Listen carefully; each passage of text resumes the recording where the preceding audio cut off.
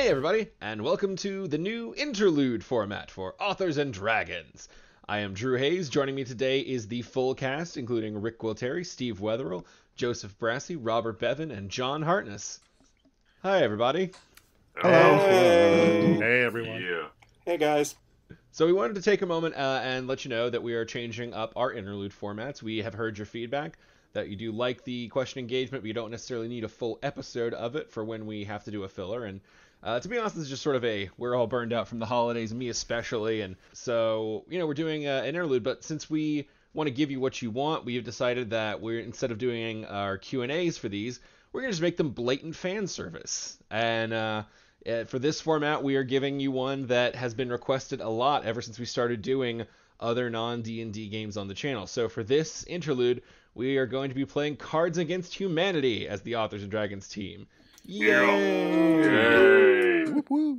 So if there's a lot of really sporadic cuts in this episode, yeah, our editor did their job. Yeah, they really... Saving us from ourselves. Indeed. Rick, you did a lot of the legwork on setting this up. You got us here, man. You made this possible. So, walk us in, give an overview of CAH for anybody who might not be familiar somehow. Okay, well, we'll be playing Cards Against Humanity, or whatever this is called online. We're playing on Air Console, which is kind of a cool system, although the user interface is not so great. But for those of you not familiar, Cards Against Humanity is, a card game.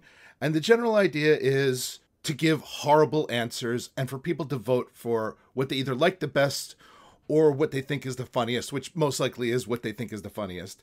So I'll be reading a phrase with blanks in it. Everybody who's playing has a selection of cards to choose from. They will choose cards to fill in those blanks, and then we will vote on who has the best choice. So before we get started, do any of you guys have any questions?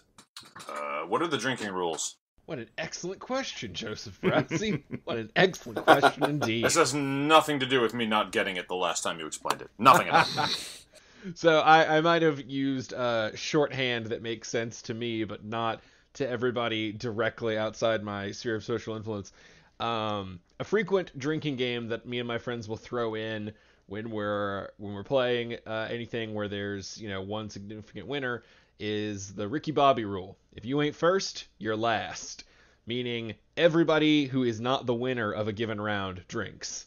So at the end of each Cards of Humanity round, only one person will have been voted to be the funniest, the best one. The rest of us drink because we ain't first, therefore we are last. What's everybody's drink of holiday cheer for the evening? Beer. Cider. Yeah. Holidays are over. I'm back down to Bud Light. I am currently packing a homemade mulled wine that I whip up every year. This sucker is 2 bottles of red wine mixed with port and brand and like a cup of brandy. I'm drinking Winter Wassail, which it pretty much, from what I can taste, I think it's close to a mulled wine, but the taste of it pretty much tastes like fruit punch with Captain Morgan in it. So whatever works. Just fruit punch with Captain Morgan in it sounds pretty good. Yeah. We'll know that he's well into it when he starts calling it Captain Corgan. Midway through the night. My beer says craft lager on it, but realistically, somebody could have just written craft lager on it. It could be any lager. What does craft even mean? Next time we're all together, that's what we're going to do to Bevan's Bud Light. We're just going to get Sharpies and write craft lager Craft on Bud Light. all of Craft it. Light. Craft Light.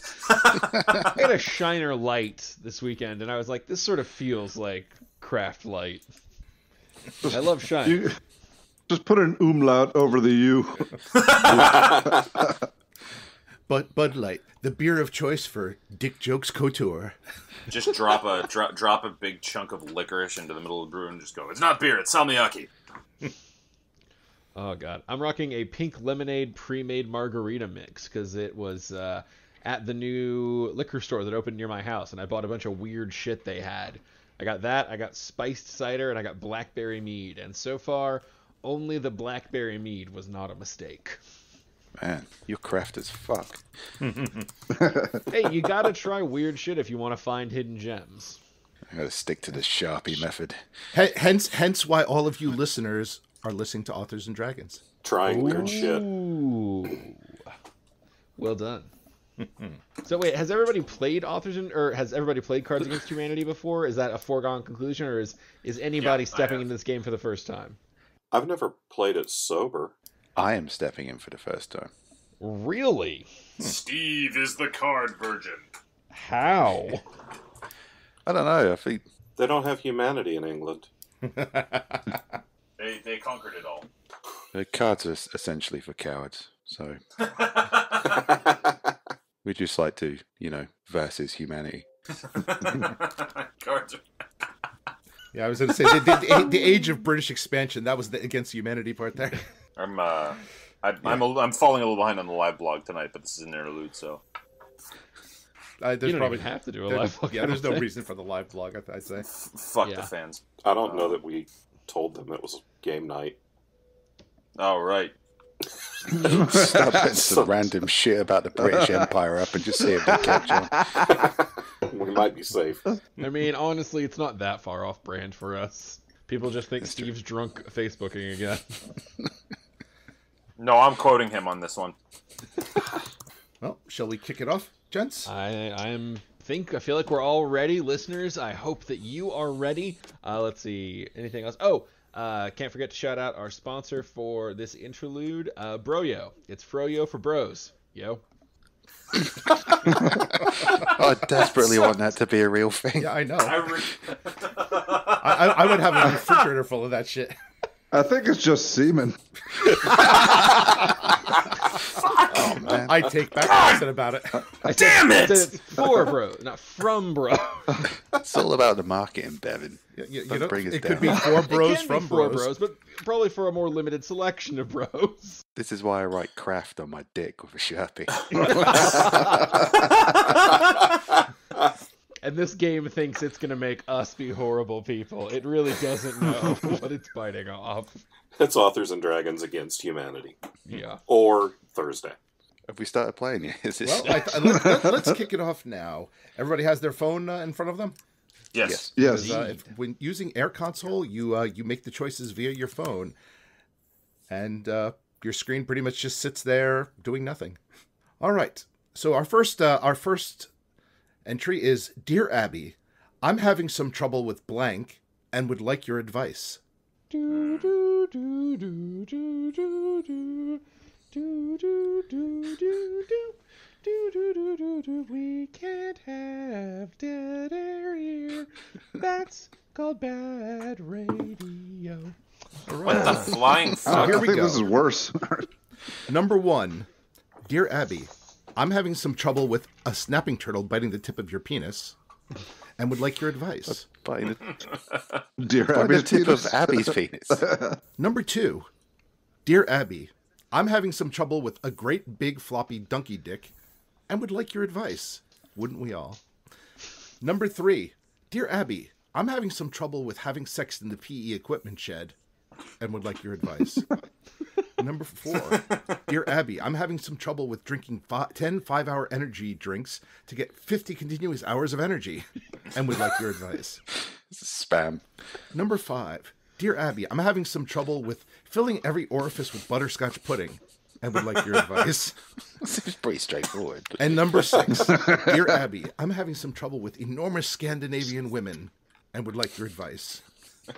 Choose your favorite listener and we will choose ours. All right, let's see. And don't take forever. Yeah. It is worth noting, listener, that your votes will not be counted. We want you to vote because we want you to give right. you. We want to experience you caring. Scream your choice in wherever you are. On the bus, in your car, Just really at loudly. church. The winner, by the way, before it changes the screen, is number 5. Filling every orifice with butterscotch pudding. That was me. Fair enough. Oh, everybody who is not Robert Bevan, drink. That was a pretty good one. That was a good one. Yeah. I almost play Spot the Bevan sometimes, and I felt like that was going to be it. All right. Next question. Between love and madness lies blank. Between love and madness. And sadly, you can't choose Authors and Dragons. That'd be a good slogan, though. All right. Number 1, between love and madness lies a lifetime of sadness. That's just depressing. Oh, someone went poetic. Too real, too real. Number 2, between love and madness lies a sassy black woman. Now we're picking up. Hooray. Damn it! Joe was not happy about the sassy black woman. Number 3, between love and madness lies sexual humiliation. That's just true. Number 4, between love and madness lies Boris, the Soviet love hammer. Number 5, between love and madness lies sexy pillow fights. And finally, between love and madness lies a lamprey swimming up the toilet and latching onto your taint. Ow. Jesus. Oh, God, I feel like this is going to be a blowout. Between love and madness lies number 4, Boris, the Soviet love hammer. I picked that, but when I picked it, I thought it said Boris the Soviet love hamster, so I'm not sure. Well, if you are not Steve Wetherell out there, you take a drink. Yep. All Swerve right. off the road. Do what you got to do. Our next one is Terminator 4, blank. Oh, man. All right, here we go. Number 1, Terminator 4, The Trail of Tears. Number 2, Terminator 4, Not Giving a Shit About the Third World. That's feasible. Number 4, One We Know Well. Or number 3, One We Know Well. And Terminator 4, endlessly tumbling down an up escalator. I know it well. Number 4, Terminator 4, Eating Tom Selleck's mustache to gain his powers. Number 5, Terminator 4, Letting Everyone Down. I think they've been doing that for a few movies now. Yes. And number Totally 6, feasible. Terminator 4, The Miracle of Childbirth. I know which movie I want to see. Terminator 4, number 6, The Miracle of Childbirth. Whoop, Who's that? woof! That I is picked me. Because that is the Terminator movie I want to see. That is I came for it. Yeah. It's a surprise Nova special. All right. Our next question, or our next, it's not really a question, our next statement. Science will never explain blank. Ooh. Okay. We're going into science now. Well, I think we're all very qualified to comment on this. Oh, yeah, totally. I feel pretty solid about this. I feel pretty safe that we're not qualified to explain anything, so... I don't think we're definitely not qualified to explain what can't be explained. Craft beer. Nice. Craft penis. All right.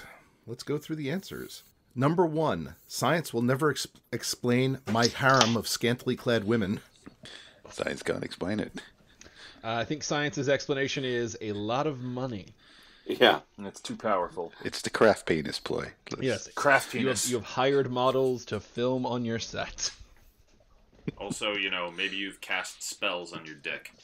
Dick spells equally viable. I'm thinking wrap your dick in $20 bills. Dick Spell is the name of my new pornographic musical. Honestly, I've probably seen worse. I was going to say, look, I want to buy tickets to that. Yeah, I've seen Equus. I designed a production of Equus. Oh god. Oh, jeez. Yeah. Does anybody want to top it and say they starred in a production of Equus? I started number 3. Honestly, if Bevan had starred in Equus, it would explain a lot of the horse stuff from Caverns and Creatures. All right, number 2. Science will never explain Neil Patrick Harris. And nor should it. Yeah. No, it shouldn't, because he's just too damn awesome. He sings, he dances, he's Barney Stinson. I don't need to know why the sun rises. I just need to know it's there. I honestly I've seen him do so many things, but for some reason, the role of his that is stamped in my brain is him as himself in Harold and Kumar Go to White Castle. Yeah, that's what I was That's not a bad thinking one to too. have It's just- stamped. That's a good No. one. I saw him on Broadway Oh wow! in Cabaret, and he was fucking phenomenal. I will not be typecast as Doogie Howser. I always think of him as Dr. Horrible. That's just what my brain goes to. Yeah, I think it's safe to say Yeah. science will never explain him because he is magic. Agreed. Yeah. It really is. All right, number 3. Science will never explain getting your dick stuck in a Chinese finger trap with another dick. I don't know. I think there's a pretty basic explanation for that. It's just a bad one. Got nothing to do with science. Yeah. I think science is, should be in this room. If there's a study that explains this situation, I would really like to review their funding methodology. Let's not take the romance out of it. You know the government poured like 13 million into this. Yeah, I'd like to know who got that fucking grant. Honestly, see, I will argue that, okay, maybe science can't explain it, but that certainly does sound like it was the result of an experiment. Or, I mean, I'm sure it was, a lot but of the cocaine. experiment was like a fifth of Captain Morgan. And Mapped The in experiment was Bill Clinton tried to order Chinese food. Oh, God, fucking damn it! Like, can you imagine? You open the door. It's like, did you bring my egg rolls? Yes. Okay. Can you put your dick in this finger trap with me? Here's your tip. sometimes an egg roll's just an egg roll. Well, if it was a porno, this one would be called Dick Trap. And it would be like The Parent Trap, but really more fucked up. If you're making a porno, you got to go all the way. You got a Chinese dick trap. Dick Trap. All right. Really make it as niche as possible. Not just any dick trap. Science will never explain. Number 4, a drive-by shooting. oh well, Wow. I get a, that's a I swing. get a dark. feeling that the last thing you want after you've been in a drive-by shooting is for a scientist to come up and start explaining things to you. Well, I mean, Steve, it depends on which end of the drive-by shooting you were in, whether you give a fuck or not. You know, honestly, though, I can see that. Like, if we make the argument that it's science, will never explain, as in science will not be allowed to explain. You just witnessed a drive-by shooting. That scientist in the lab coat starts walking up to you, and then you're like, no, leave, Benny, leave. This is not. You're your in a place." drive-by shooting, and a scientist is there explaining, if your face was 3 degrees to the left, you'd still have one. And you go, no! You're laying there bleeding out, be like, come back, I got another one for you. Number 5, science will never explain Scientology. Well, that's just true. Yeah. It is Yeah. anti-science. Called it. Yeah, fuck you and your Thetans. No Thetans, yes. And number 6, science will never explain popping a boner during sex ed class. I think that's what science is for. It's not science class, is it? That feels like the definition of science. Well, I mean, one could argue that, there could be, a study of, of exactly why you got a boner looking at a line drawing of a vulva, That for me is a more believable version of the Newton apple story. Like, I'm way more on board with some brilliant biologist who just kept getting a weird hard-on for days on end. It's like, what's causing this? I should learn about this. That I buy. Just the first caveman who looked down and just went, why this happen? Why Thack have 2 club now? Grog just won't understand. Fuck not complaining, fuck just want answers. Yeah. I think that's probably where science was invented, so it's definitely not 6. Grog won't know why erection without angering great erection god. Yeah, back in the 70s, those line drawings were about, the same as porn. You gotta hang on to what you got. Kill fuck. The dick demons have him. Rick, I don't know if you just part of this conversation or that was a verbal tip. But either way, I liked it. Save me, kill fuck soul shitter. Again, you could just be talking in your sleep. Shall we vote, gentlemen? Oh, yeah. Yeah, well, yeah. That's the Commence point to of this. voting indeed. The vote is in. Yes. Oh, we have a We tie. have a tie Oh, between No. Neil Patrick Harris and getting your dick stuck in a Chinese dick trap with one other person because the goddamn thing, once it plays the answers, doesn't stay on the fucking question and let you read it. I was Chinese finger trap, dick trap. Science will never explain getting your dick caught in a Chinese dick trap with Neil Patrick Harris. I mean, Honestly, that would be something where you would just be like, wow, this is extremely awkward, and yet I'm just happy to be close to you. Yeah. Why would you want to explain magic like that? And also, I think it would suck because you'd be sitting there going, my dick is the second most awesome thing in this room. My dick is the second most awesome thing in this dick trap. All right. Next question. Instead of cutting, trendy young emo girls now engaged in blank. Oh, Jesus! Maybe we just want to skip this one. Oh, no, we don't. Oh, I think hell no. Alrighty. the whole point of Cards Against Humanity is that there should be a lot of goddammits in it. Yeah, we didn't invent this game. No, true, but still. Well, let's see how bad the It's fine. answers are. Yeah. Then, because mine's awful. We'll be able to spiral out this nosedive. Get the cut sections from the on our new Patreon tier. Oh God. All right. Number 1. Instead of cutting, $30,000. trendy young emo girls now engage in the token minority. Oh my God. It's probably true. I don't know what the kids are up to these days. Oh no. Being young and trendy is a time for experimentation. I'm okay with that. You know? Yeah, Joe, what's wrong, you racist? This month I've been experimenting and having a token minority. and making sure they know that they're a token minority. I mean, tokenism is terrible. You know, I'm thinking that like that Chinese food delivery driver. He's getting like, you know, he goes to house 1. There's a guy with the finger trap on his dick. He goes to house 2. There's a naked emo girl waiting for him.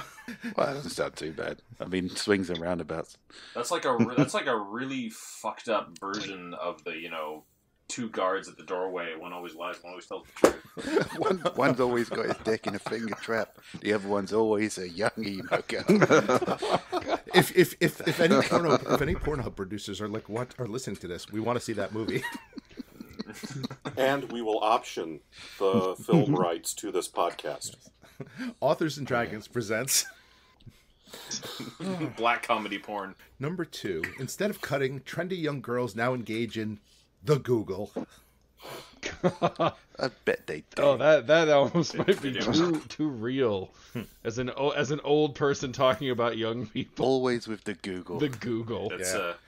the Google. Back in my day, we used to cut ourselves. Now these kids in there, the Google. Yeah, I see you looking things up on the Snapchat and the YouTube. And the Google. The grams to inst, whatever it is. The instant grams. Is that a cereal? Yeah, I finally got on MySpace like they asked, and oh no one's on that anymore. Yeah. Back in my day, the only Instagrams we did was how much heroin we could afford. Listen, 80s stockbroker grandpa. It's less than 0, Barbie. And we're back to Neil Patrick Harris and a dick trap. All right. All right. Instead of cutting, number 3, instead of cutting, trendy young emo girls now engage in waking up half naked in a Denny's parking lot. Oh God, I was in theater in college. That's just Tuesday. That's yeah. And it was dudes too. Yeah. This was more like less like a current trend, more like a just. Were you among those people who went to Denny's and coffee shops and ordered one coffee and stayed way too long like assholes? Yeah, I was going to say, if you woke That up was me, half naked in Denny's parking lot, congratulations, you went to college. Just a fine American tradition. For us, it wasn't a cast party until somebody was dancing around in their underpants. We have not had Steve do Denny's. All right. Okay.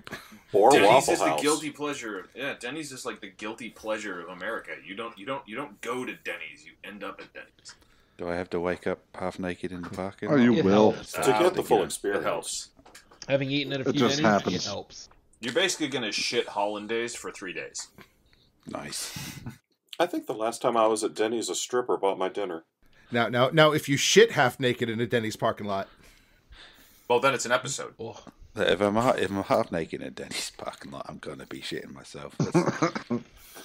Let's put the cards on the you're table. gonna be shitting yourself in a Denny's parking lot, regardless of what you wear. Yeah, I mean, if I'm gonna shit myself, I'm gonna take off some of my clothes. I would hope, maybe the wrong clothes, but you know, it's the thought that counts. Anyway, this is all by the by. all right. Number 4. Number 4, instead of cutting, trendy young emo girls now engage in Nazi super science. I expect they do. Yeah. Damn you, Red Skull! Red Skull goes home at the evening and just listens to The Cure and A Simple Plan. Red Skull is like setting up a complex like indoctrination network on YouTube to lure in young children. It's like, oh, this is so much easier than fighting Captain America. I mean, that's basically 2018, so... Yeah. Stop cutting yourselves, sisters. We will find out how these Chinese dick traps work yet. God. Number 5. Instead of cutting, trendy young emo girls now engage in menstruation. I guess they both involve People blood. these days. Yeah. Just choosing to engage in menstruation. Absolute heathens. Society sucks. I think I'm going to go menstruate now. You guys don't understand me. If anybody wants me, I'll be menstruating. Well, no, I don't think it's necessarily a choice. It's just they stop cutting and then they live long enough to menstruate. Fuck! Well, they've got all that extra blood now. I'm pretty sure that my flesh is actually burning and twisting right now. You guys are killing me like some sort of social justice vampire. Well, then you will love number 6 because instead of cutting, trendy young emo girls now engage in ethnic cleansing. Jesus. Cleanliness is important. What? Let's cut I other don't people. think they've been washing the token minority. Okay, girls, instead of cutting, we're going to do our Nazi super science, figure out how these Chinese dick traps work, and then we're going to kill everybody who uses them. Oh my god, it's 2018. That's the thing. I have been going so many places and seeing so many horrible, evil things. And the problem is this isn't wrong. Also, I'm under my desk now. Well, everybody vote from under your desk, and we will see who is the most horrible. Oh, fuck that. I'm gonna vote for the least horrible. Inject a bit of positivity back into the world. Oh, we have a draw. The token minority and waking up half naked in a Denny's parking lot. I was the token minority. I was Denny's parking lot. All right, everybody who's not Rick or Bevan, drink. Ooh.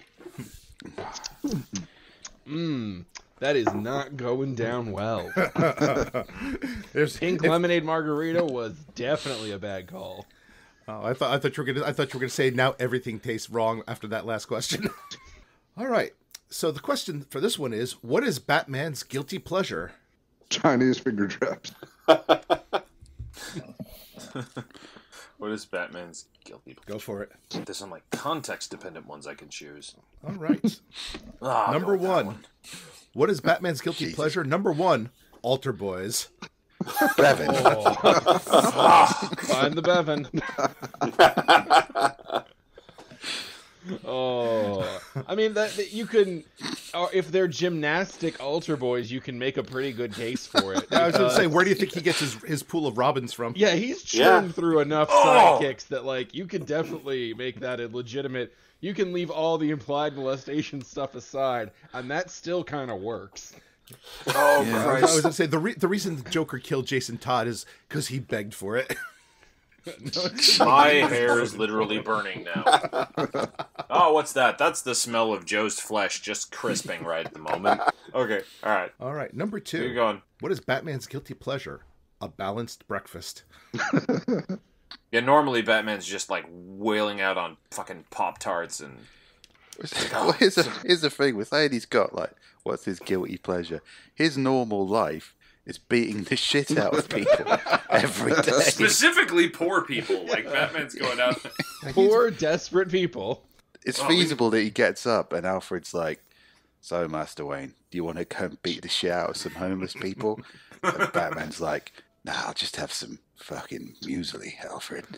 Yeah. Maybe he's going to Denny's. He's beaten up so many homeless people that his one joy in life are a couple of poached eggs. You got him, just got to get Batman. Batman's Bruce, you're a billionaire. You could save the city. No, I must use this bat suit. I'm going to dress in rubber and run out into the middle of the night. Batman's just basically kinky as fuck.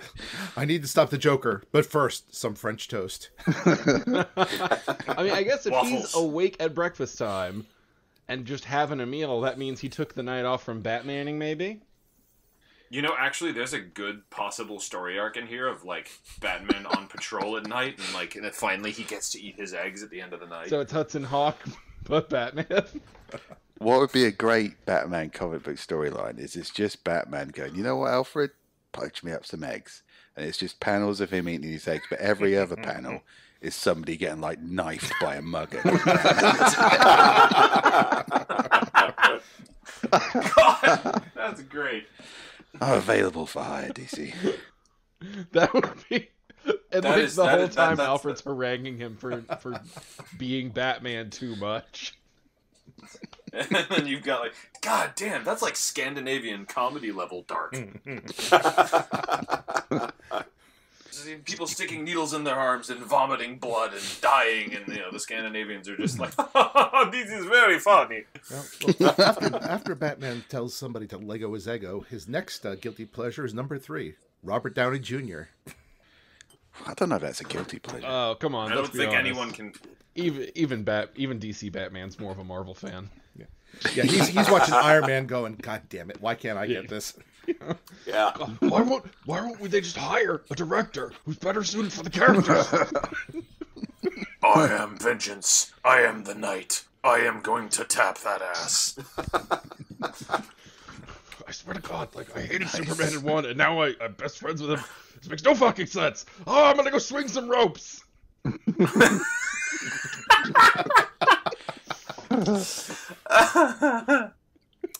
Okay. Number 4. Here's some kink. What is Batman's guilty pleasure? Dead parents. Wow.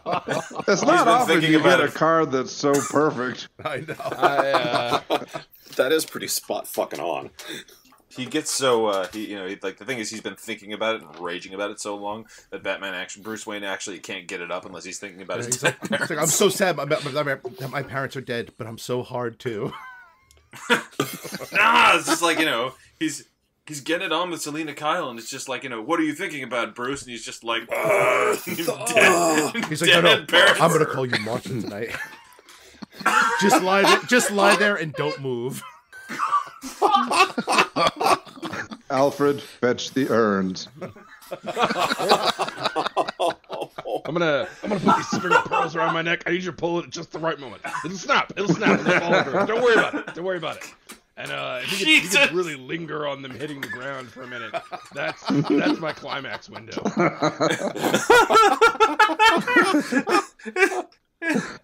We call it the Wayne Pearl necklace.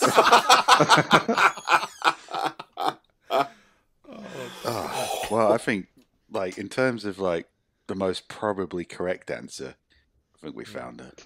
But that's not all the answers. Number 5. What is Batman's guilty pleasure? The hardworking Mexican. Fuck.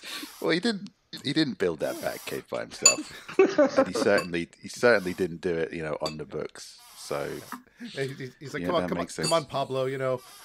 Put in the back computer a little faster. There's like an extra 20 pesos in it if you keep your mouth shut. he definitely exploited some later to have like a huge secret computer cave built under his mansion. He's not a big credit makes sense. sharer, you'll notice. In any capacity. He keeps it dark all the time because he doesn't want anyone to notice the army of migrant workers he has at his disposal. Fucking hell. And going hand in hand with that is number 6. Batman's guilty pleasure, a low standard of living. Every so often, Bruce Wayne just goes and fucking slums it in the Motel 6. I mean, that was basically all of Batman Begins. Like, the first act.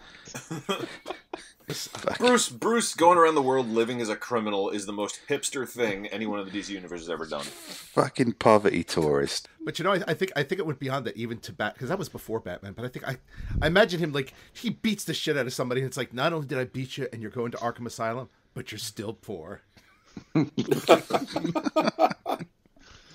How does Wayne Industries keep turning a profit? What are you talking about? Forced labor at Arkham? I don't know what the fuck you're saying. We don't make them assemble these microchips or anything. Good I luck mean, with your come on, public guys. defender, Harvey Dent. He's fucking insane. Yeah. That's why they call it Indian Hill. Oh shit.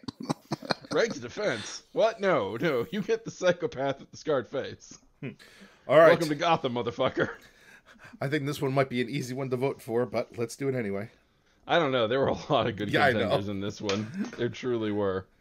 After you talk it through for a bit.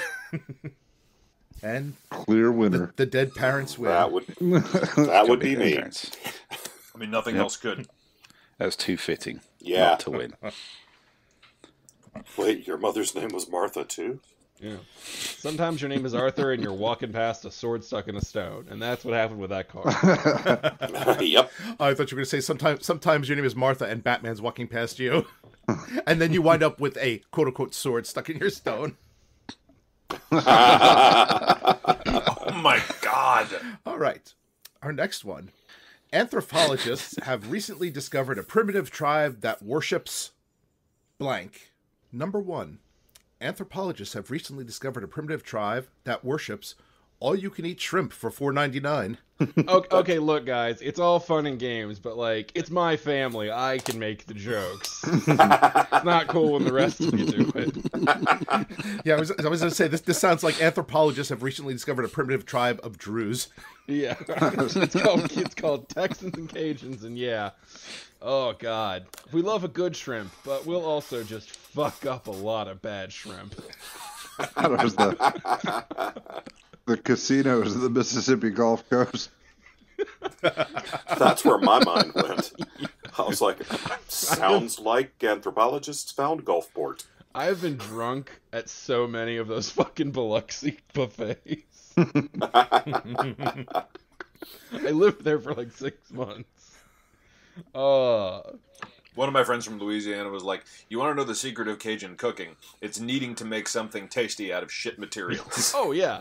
You'll notice half of Cajun cuisine comes from the fact that my ancestors had a pest control problem they needed addressing. I just think it's great that like these Biloxi casinos, like every morning they'd open up and there'd be a drunken Drew standing there wearing a grass skirt and holding like a dog skull. Dude, if you think I was even close to the weirdest drunk at a Biloxi casino, I gotta tell you, man, you need to up your mental game for Mississippi. I played poker down there, and that was some impressive shit. 9 o'clock in the morning in Biloxi makes 2 a.m. on the Vegas Strip pale by comparison. Number 2. Anthropologists have recently discovered a primitive tribe that worships spring break. Woo! Basically, everybody who worships spring break is spiritually, a primitive I was going to say, they're called spring breakers. Oh, wait. It's the 90s MTV. National Geographic presents Pygmies Gone Wild. That's a lot of topless Richard Dinklage. Actual porn category. Yeah, definitely. I've been in some weird porn I'm not shows. even going to look it up. It's definitely out there. I'll stake a bet on that. Do you guys know anyone who actually had an awesome spring break? Like, that has always existed as a fictional concept to me. No, I don't. Not here. Doesn't exist where I'm from. I had an awesome fall break once, but Yeah, I've never known anyone who actually like went to a beach and did all of the fun, cool shit that the MTV station would play during our childhood. Really, it was mostly just we were all too poor, so we hung around the dorms. I was going to say, I think all of those people have money. Yeah, I was so. going to say, I neither hung out with cool people nor rich people, so... yeah. And none of the people I hung out with were that fucking good looking, so... Some of my friends were that good looking, but mostly they were like burnouts, so we would go out into the woods and blow things up. Yeah, that tracks for country living. All right, number 3. Anthropologists have recently discovered a primitive tribe that worships that ass. Boom! I think that's like most men, like, I guess. I think you can actually just spread that across the genders. A lot of ladies like a good gentleman ass. Or lady ass. Yeah, lady fair ass. chunkle. Generally, a lot of people can be ass people.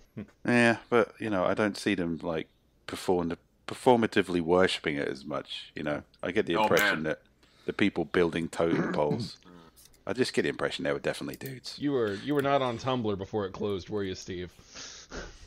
We have not yet seen the land of the ass totem. I was going to say, we need a song for this, I mean, I like Aborigine butts and I cannot lie. the thong song existed. How can you say we don't have an ass totem? And his name is Cisco, and he is the high priest. The high priest of ass Yeah. worshippers. Yeah. Actually, no, I think that's Sir Mix-a-Lot. Sir Mix-a-Lot is the highest of priests. Sir Mix-a-Lot is the Pope of ass. Well, the next one kind of Ass goes hand in hand for how they're seeing that ass. Is number 4. Anthropologists have recently discovered a primitive tribe that worships upskirts. I can't help but think that these are all the same tribe. Yeah, spring break, that ass, upskirts. Yep. Different variation on the theme. The tribe is called Bros. It all tracks. It really all does. Number 5. Anthropologists have recently discovered a primitive tribe that worships mild autism. Ooh, what are lazy TV writers? Yep. Huh? That's actually quite a good take on that, Joe. Well done. Thank you.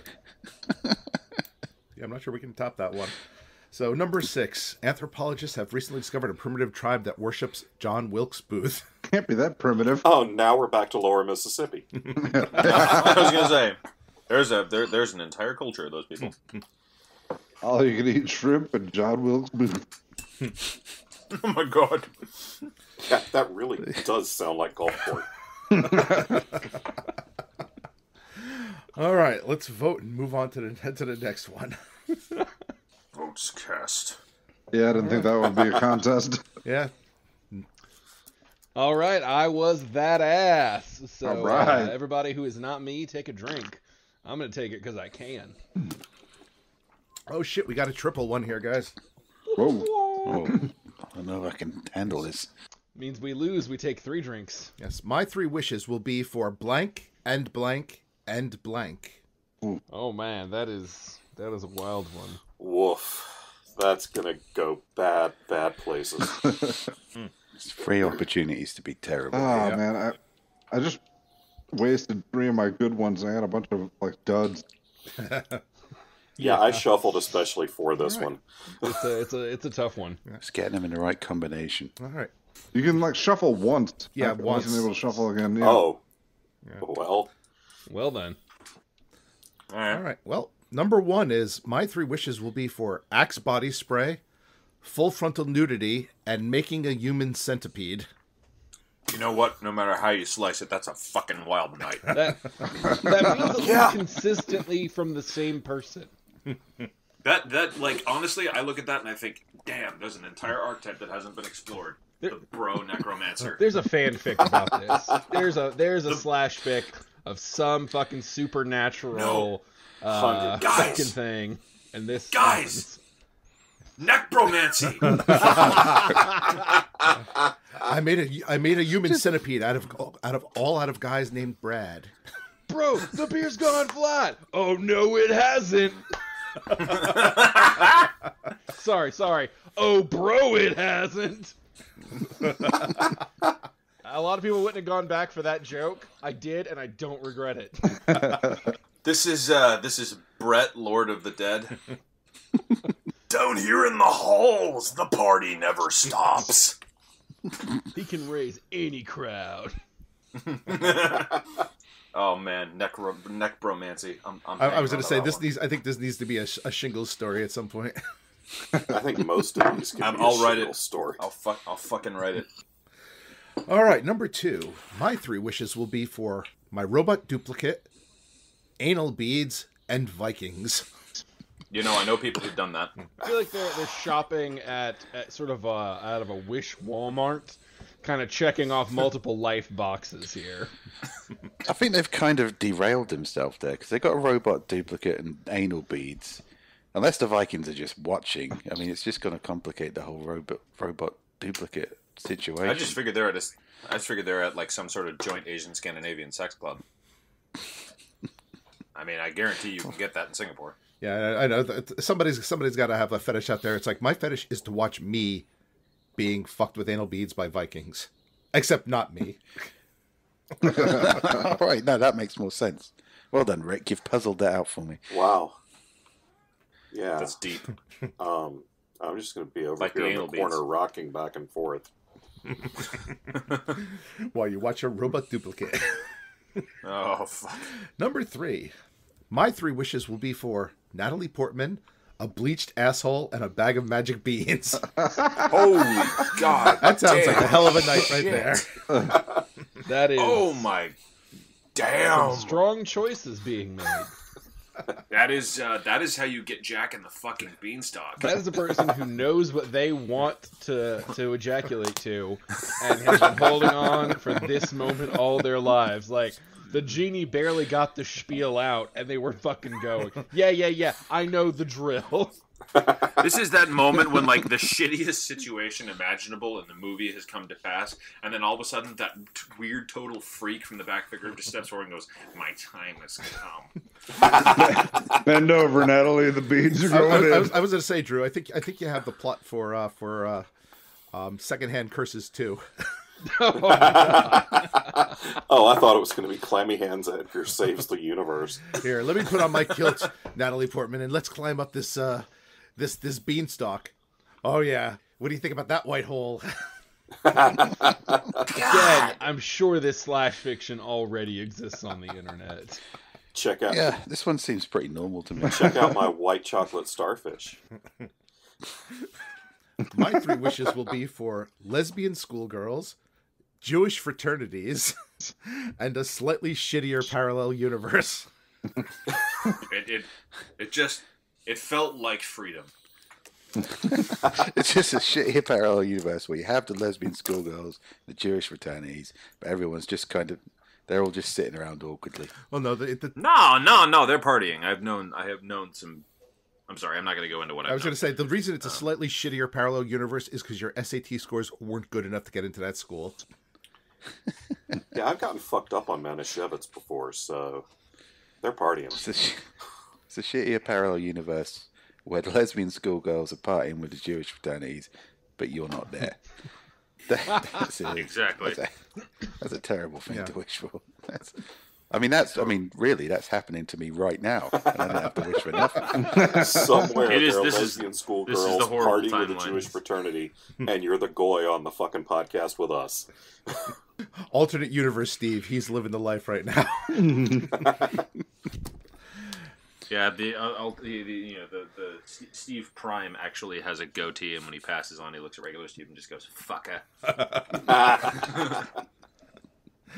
Number 5. My 3 wishes will be for loose lips, a mating display, and incest. I think we found the Bevan. Anybody could have these cards. Yeah, but sometimes you know. Yeah. Suey! Come here, sis. God! Oh, wow. I do not know what to add to this one.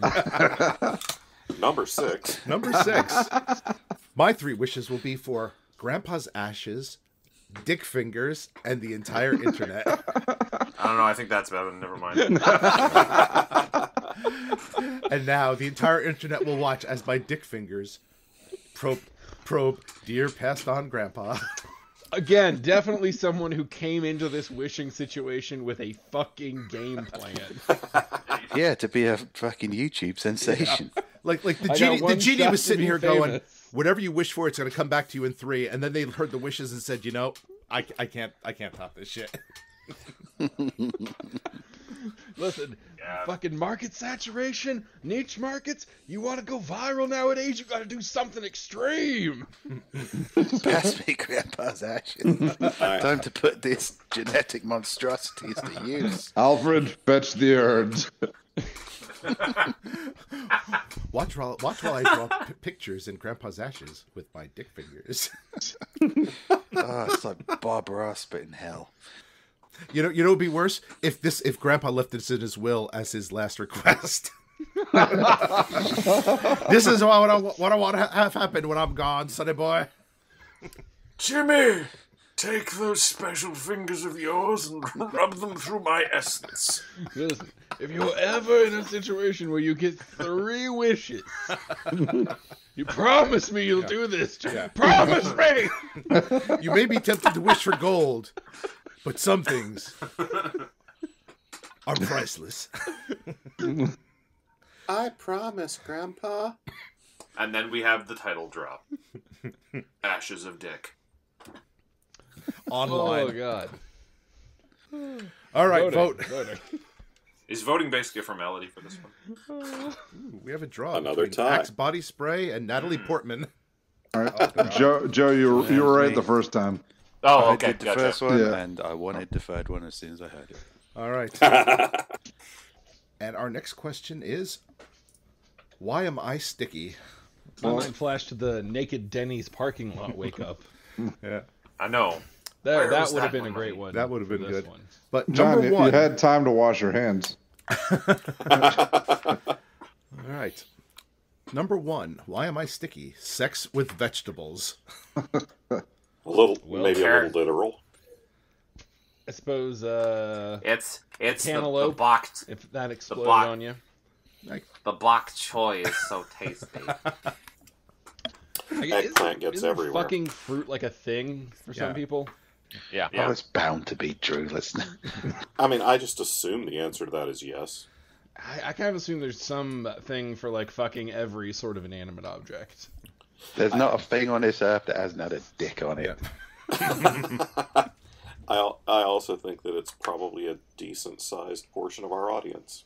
You know who you are. Humanity's first question on encountering anything out there in the universe is usually, can I break it? Can I eat it?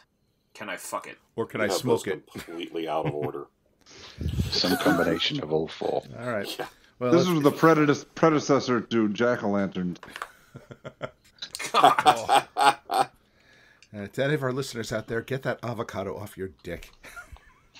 Do what you like. You can't see your listeners. You don't have to be afraid of it. So I'm making my special guacamole. Well, that was terrible. Number two, why am I sticky? Being a dick to children. Oh, Next. Pass. Just showing that even we have limits. let us not speak of this again. Number three, why am I sticky? Glenn Beck catching his scrotum on a curtain hook. Music. Yeah, that There's a story there. kind of gets me half chub just thinking about it. That feels like one piece of like a Rube Goldberg-esque catastrophe that is like happening. It's like the centerpiece of a billion other things all collapsing at once. Yeah, that's like the end result of a Tom and Jerry mousetrap, you know? Yeah. No, That's like officer. the opening scene of a Coen Brothers movie. No, officer. It was definitely premeditated. Number four, All right. why am I sticky? Obviously, necrophilia. You pronounced it wrong. Necrophilia. Necrophilia. Yes. Oh shit! That's a Shingles title right there. Kevin, did you spill a Kirkland light during the summoning ritual? God, you know we can't get those anymore. Yeah. This corpse smells kind of ripe. Little Axe body spray. Now it's all right. Listen, bro. Don't worry about the neck scars. We pop that collar up, nobody will be able to see them. Why do you think it's called Axe body spray? Oh. Number five, why am I sticky? Pee Wee Herman. Straight from the headlines. Very historically fitting, if nothing else. If you're From your lips. cleaning up in a cinema, then From your lips to, oh God, don't tell God that. The poor person who was sitting in front of him. I mean, it wouldn't have been a big deal, but he was getting all theatrical And the people on either side of him. I went to go see Debbie Does Dallas. I ended up in a showing of Pee Wee's Playhouse. Cherry's got some stories to tell. I think he would have gotten away with it. Unfortunately, ass play turned out to be the secret word of the day. And it got said a lot. I mean, you know the rules. He has to scream every time. And so that really fucked him.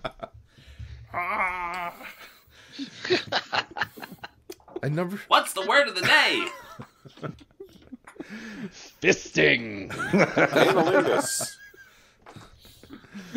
God, that was the creepiest possible voice for that word. Number 6. Why am I sticky? Ryan Gosling riding in on a white horse. Well, it's fair. Yeah. Yeah, that's a fairly straightforward one for That's most of the audience. that's a solid answer. Works for me. All right. Then cast your votes. I imagine Steve will be cutting down that silence. Pee Wee Herman. Who picked that? Oh, it was me. Everyone drink. Nice. Our next one. What's Teach for America using to inspire inner city students to succeed? Oh, Wow. Oh, man. Go big or go home. Oh, yeah. Number 1. What's Teach for America using to inspire inner city students? Goats eating cans. For only 15 cents a day, you too can send a goat to eat a can in front of a poor child. All right. Number 2. Teach for America is using man meat to inspire inner city students to succeed. not like dicks though, like Soylent Green. I was thinking more like That's they're taking them to like the right? gym classes and being like, all right, kids, here's your options. You can be smart or you can be hot. So either pick up the books or pick up the weights. Anybody who gets below an 85 on this next quiz gets beaten with Mr. Billingsley's schlong again. Oh, God. Well, I went to a British private school, mate, so... So I'm imagining a lot of polite dicks. Cheerio. Wow. Come here, Steven. I want to pip your Cheerio. In my head, it had a little monocle and top hat. Number 3. Teach for America is pretending to care to use to inspire inner city students. That is, I think, on the 100% ball. true. Yeah, that's probably that is unnervingly real. Somebody might have gone too real on that one. Oh, I don't know. Gets worse. Well, we've been trying this for like 30 years. Should we change it up? Yeah. We'll give it another half century. We'll see how it goes. 20 more years, it'll really pick up steam. Number 4. What's Teach for America using to inspire inner city students to succeed? Mutually assured destruction. This is the Cold War, Billy. It's us or them, kids. All right, kids. You know it's Wednesday. That means it's Thunderdome. I can teach you, or I can beat you to death with a club. Listen. We're playing dodgeball. Now, if anybody cheats, you're all gonna run laps until you puke. We're playing dodgeball. The city couldn't afford dodgeball, so we're using rocks. Oh, God. Okay. Number 5. What's Teach for America using to inspire inner city students? Racism. Man, too real. I know things are bad for you, but just remember, you could be that guy over there with that Chinese dick trap. I'm not sure that's just a racist scenario, just because it's a Chinese dictator. Yeah, like to be, it could be anyone of any hue or cultural creed who got his dick trapped in that Chinese. The country of origin refers to where it is from, not who is intended to use it. Look at the bright side, kids. There's no token minority here. Maybe we should move on to number 6.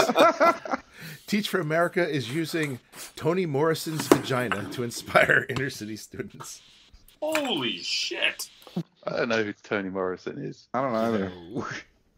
But, you know, as far as child abuse goes, I'd probably rather a vagina. I mean, that's just me. Let's vote and just move on with our lives. Should we tell our co-hosts that Toni Morrison's an African-American Nobel Prize winning novelist? Wow. That doesn't change my point of view in the slightest, mate. Well, Well, that's Wow, terrible. you've come so far in life. It's a draw. Number 3, pretending to care, and Toni Morrison's vagina. I was pretending to care. I was Toni Morrison's vagina. Everyone else, drink. Remember, really listeners, that didn't know who includes she you. was. No matter what you're doing or where you are. All right, moving right along. What's there a ton of in heaven? Number 1, what's there a ton of in heaven? Old people smell. That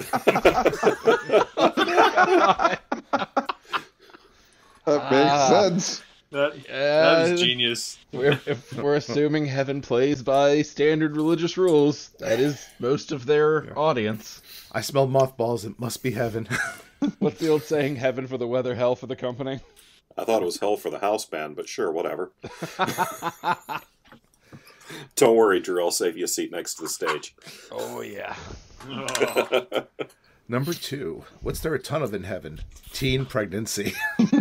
Oh, God. Wow. Next on Find the Bevan. I guess pilgrims would be in heaven, and that was don't sort try of to their rationalize jam. our horrific answers. Welcome to heaven, where we don't have any age of consent laws.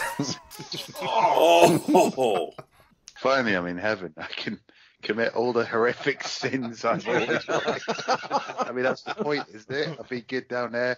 I get up here and I behave like a right ass. Heaven is just the purge. That's the deal, isn't it? Now, where's the chainsaws and teenage pregnancies? What's with all these old people? That smell. Nothing turns me on like old people smell. Look, there's some 14-year-olds. God damn it. No, I got fucking... I just coughed up beer, assholes.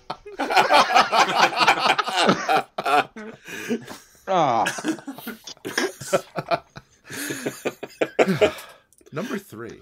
It's all over me. Jesus. So now It's we beer know cocky. why am I sticky.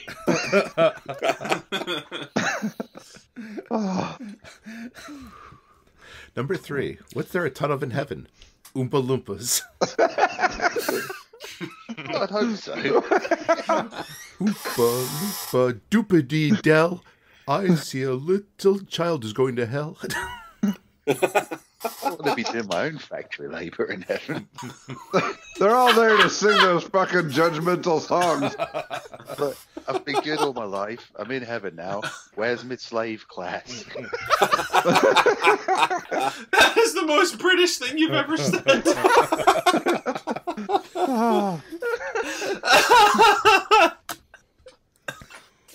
I'm sorry. no, you're not.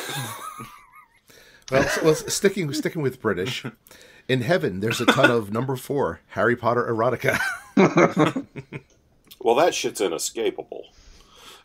But now you get to live it out. Oh, God. Which results in all that teen pregnancy. Oh, I'm hanging around with Dumbledore and that old wizard smell. Get over here, Hermione. And we're watching that Snape McGonagall /fic, yo. It is insane to just conceive of the idea that children going through the majority of puberty are living in a tower very loosely watched over by adults with ample co-ed facilities. I just figured that, Hogwarts is mad ahead of the game on magical birth control. I think that whole place just must be enchanted to nobody gets pregnant. Yeah, well, you can't apparate inside Hogwarts, so, you can't get knocked up inside Hogwarts, and there's like a anti-clap barrier when you... And if you do wind up knocked up, they just transfer like the fetus into a mandrake. Oh, God! Is that what all the Hogwarts babies are, Rick? Is that your fan theory? What fucking... Yeah, they kicked me off of house is Pottermore for that one. That's like the most Ravenclaw thing ever.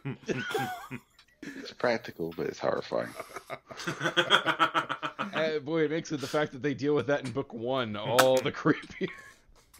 I remember J.K. Rowling did a tweet replay reply to that. I don't know if she was being funny or not, or if she just went to different schools than I am. But somebody said to her, "Oh, how do they deal with sex education?"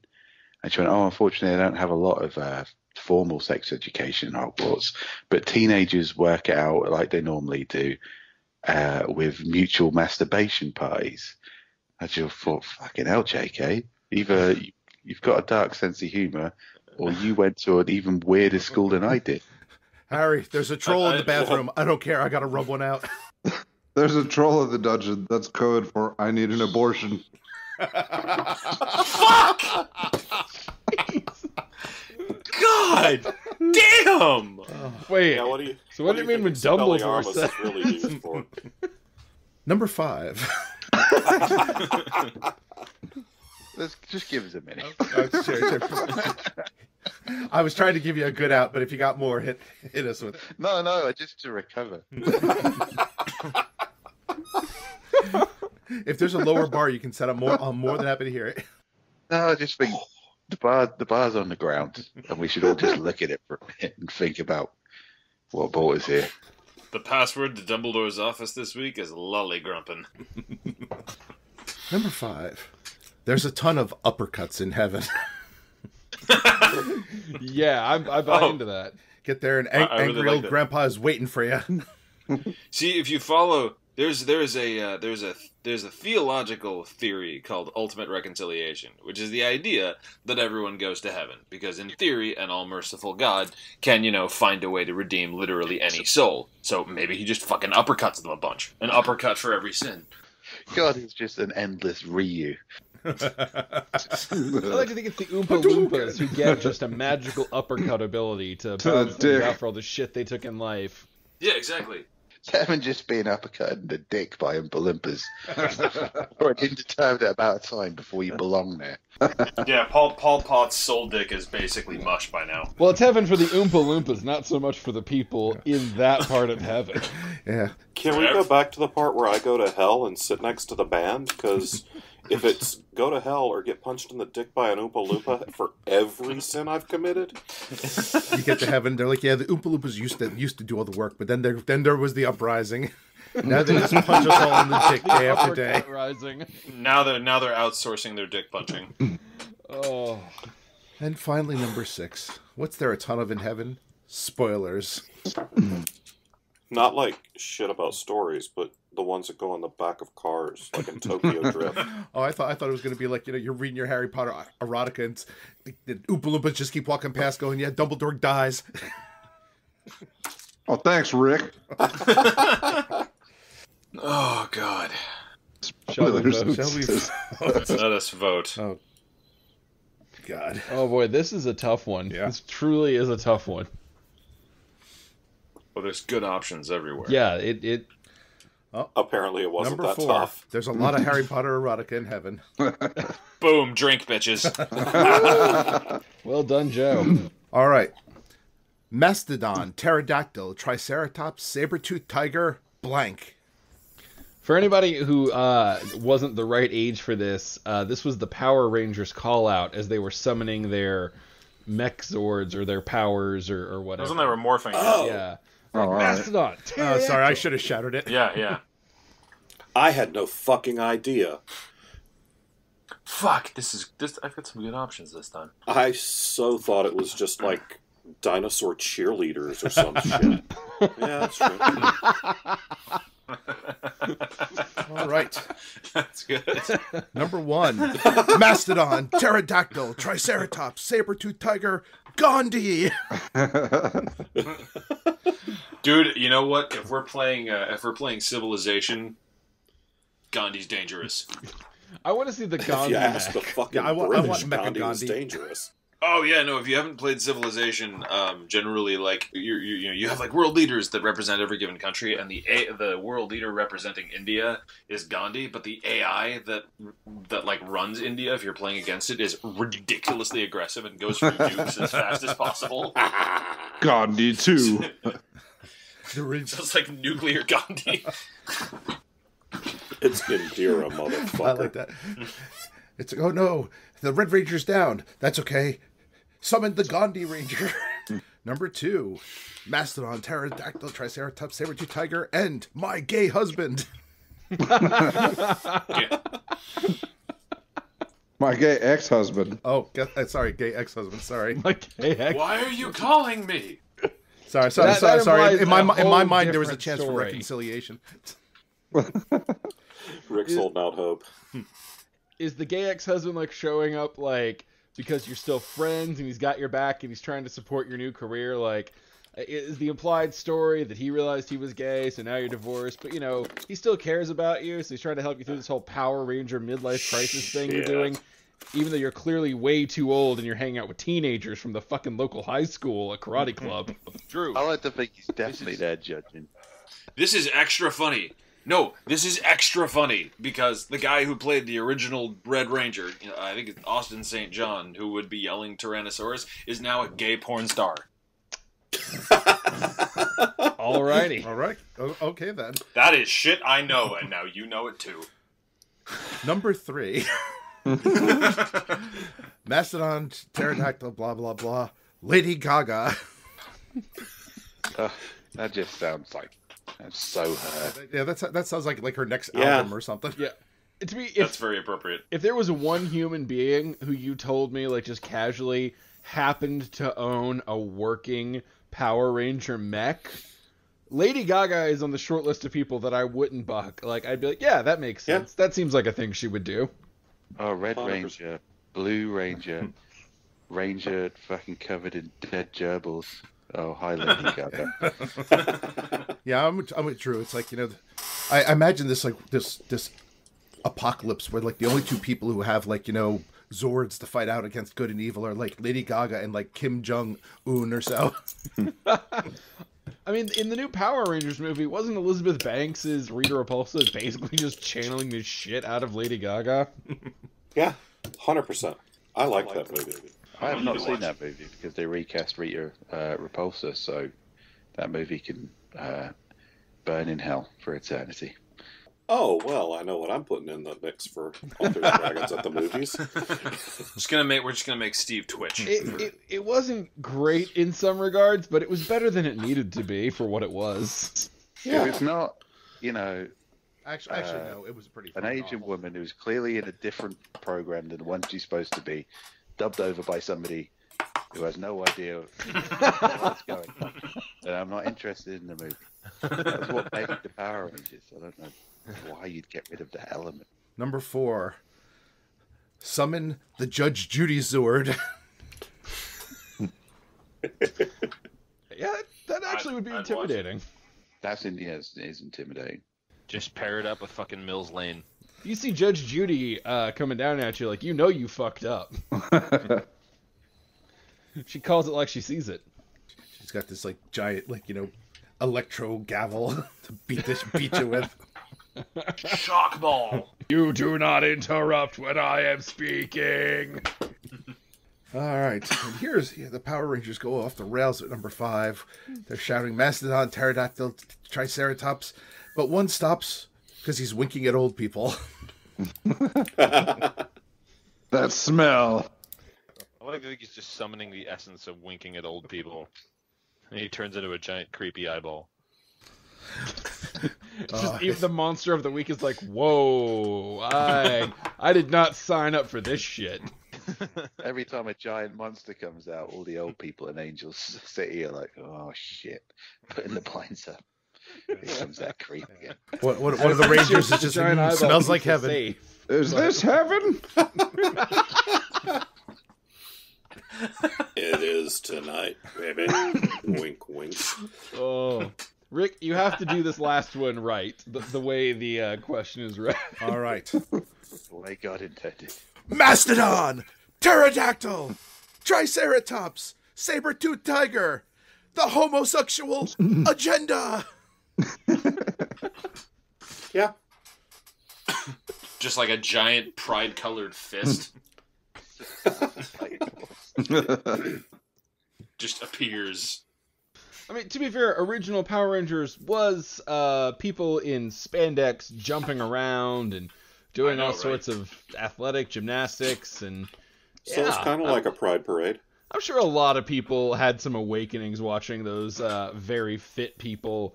Speaking of sexual awakenings, I mean, there's Austin St. John's career choices. There you go. That probably bridged a lot of people's gaps, if you know what I mean. Oh yeah. They were like, they found out about it, and they were like, finally. I'm sure I think for I ever got every hard on over a Power Ranger. every I'd really former tried celebrity to- who goes into porn, there's some crowd of finally. Yeah. There was Yeah. a Dusted Diamond crowd that was happy when it happened. I mean, Ron Jeremy kept finding work for a long time. It's because he looks like Danny DeVito with a huge dick. Then Danny DeVito doesn't have a huge dick.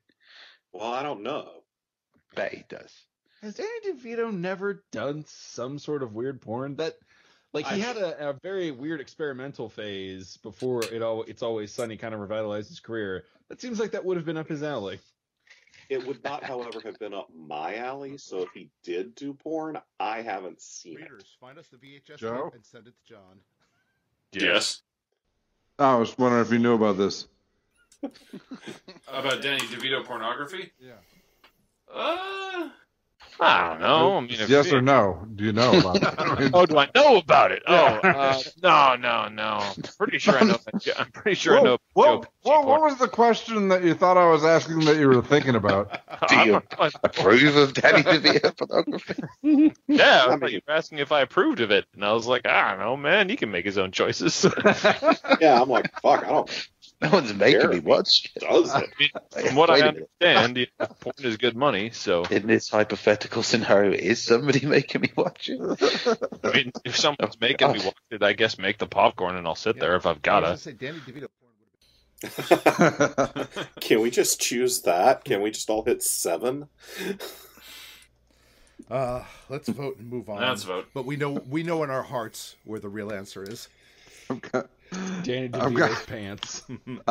I've got the His popcorn. huge throbbing pants. I think we could probably do one more after this. Gandhi's homosexual agenda. All right, I was the homosexual There you go. agenda. I was Gandhi. Everybody The else, fuck you take say? a drink. Oh, Drank. and we got a good one to take Oh, us yeah. out. All right, and this All is right. the big finish. So if you're not the winner, we got to finish our drinks. All right. Little Miss Muffet sat on a tuffet, eating her curds and blank. Oh boy. All right, here we go. Number 1. Little Miss Muffet sat on a tuffet, eating her curds and a 55-gallon drum of lube. Because Little Miss Muffet waited for Prime Day. I haven't shit in a goddamn week, and I'm gonna shit today. I've eaten nothing but fiber for 63 days, and the hurricanes are coming, and I want to be nice and smooth. Number 2. Little Miss Muffet sat on a tuffet, eating her curds and 8 ounces of sweet Mexican black tar heroin. Woo! Hey, Just having a good time. And back to Gulfport. Muffet's been having some trouble getting motivated. Muffin's Need some gonna be in trouble with the cartel when they find out that's missing. Along came a spider that sat down beside her and said, Yo, bitch, I got some good shit for you. She killed him and took the stuff. Now she has the money and the stash. After she takes her sweet tar heroin, she moves on to number 3, where Little Miss Muffet sat on a tuffet, eating her curds and greeting Christmas carolers naked. I guess it's her lawn. Like, she can do what Yeah. she wants. It's her fucking tuffet, dude. Yeah. Watch me, my curds, fuckers. What, you got a problem? This is a clothing optional tuffet, fuckers. I mean, how old is Miss Muffet, you know? Yeah. You don't like the fucking rules of the yard, you get out. I'm eating curds and letting my business air. Just dribbling those curds down her chin. This is how Miss Muffet unwinds. Yeah. I know you like that standing Get there. back in the home, Grandma Muffet. Now it's like old spinster Muffet. Pretty sure in the story she's not that old. Dear God. But we'll go with Put it. your nightgown on over your tuffet. Oh my god, that's not a tuffet, she said. Shut the fuck up, grandson. You'll never be a real man like your grandfather. He went to war. He came home to this and he had no problem with it. He built this tuffet. The bones of Nazis he killed.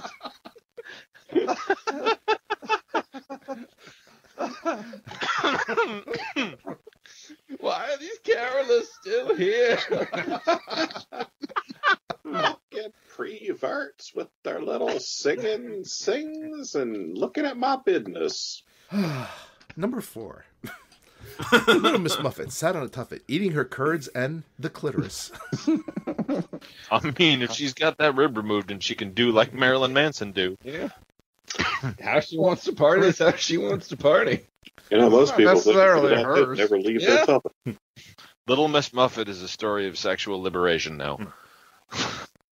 Horrible, horrible sexual. Christmas I Carol. had to switch to ladies after your granddaddy died. He was a real man. You No don't, real man left. you don't like the taste? Put some curds in it. Stop being so kind. It's a sexual spectrum.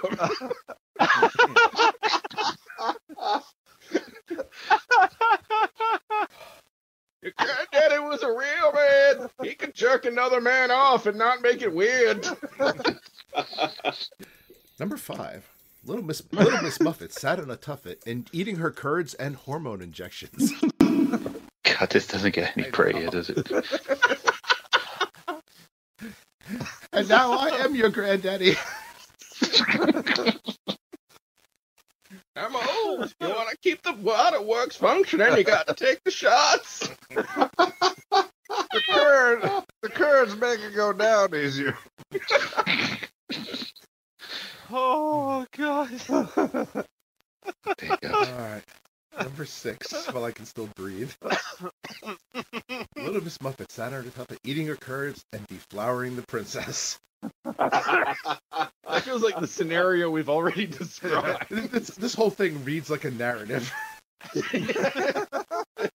Grandma, stop. What are you doing? Becoming a duchess. You pay attention. You learn to eat curds this good, you might be a baron one day. This is Holy the family fucking shit. trade. Now come on, boy, get up on this tuffet. Time for you to learn good. Ooh, what a closer. I'm really happy with how this went. Not sure if that works as a children's rhyme anymore. Yeah, that's gonna existentially horrify me forever. Joe, Every just go back and listen to the beginning. Yeah, you're never going to eat curds again. All right, let's vote. Yeah. We all know what this is gonna be. Huh? Yep. Yeah. And the winner is those Christmas carolers who got the best Christmas ever. That would be me. So the rest of you have to finish your drinks. Oh, with pleasure to that one. That was a good finisher. Oh, man. Listeners, we hope you enjoyed this as much as we enjoyed playing it. You've been asking for Cards Against Humanity. If you would like a second one down the road, again, these interludes are going to be mostly fan service. So, let us know the games that you enjoy us playing the most outside of our normal D&D. And when it comes time to make some content of this variety, we will prioritize the stuff you like, because it's a pretty straightforward relationship between a podcast and an audience. But not weird, though. Not like a weird. Not unless you want it. We can do the old lady Muppet voice all day. Fucking damn it. After about 2 more drinks, that's all we'll be able to do. Authors and Dragons sat naked on their tuffet. I'm gonna get like 10 emails like, hey, can we have like $100 Patreon tier for you to just like release that voice saying stuff once a month? And the answer is yes. Yeah, absolutely. We should sell ringtones in that voice. Well, we could do like a whole thing where Drew does that voice. I do the what was his name? You guys could get your own voices. It'd be the most annoying podcast ever. All right, everyone. Thanks for joining us on this interlude. Next week will be a side quest, and then in 2 weeks we'll be back resuming normal Authors and Dragons play. Until next time, bye. Bye. Bye.